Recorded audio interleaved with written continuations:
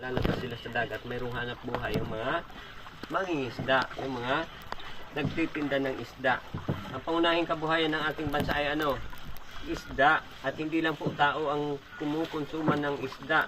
Yun pong ating mga livestock, kaya mabilis lumaki yung mga sisiw. 28 days lang, 1 kilo na po yung mga nabibili yung 1 kilo sa palengke na karne. Mga 28 days pa lang yan. Kasi po mayroon tayong saganang growth factors, fish meal, isda, sa madaling sabi, ano po.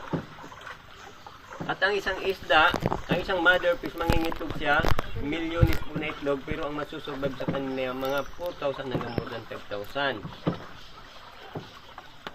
O, so, halimbawa, piso na lang yung isang mother fish. Kung meron kang piso, pag itinago mo ay magiging 4,000. Anong 4,000 pesos? Anong gagawin mo?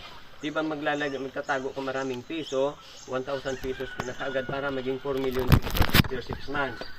In fishing industry, di natin kailangan magpamuhunan ng actual na piso.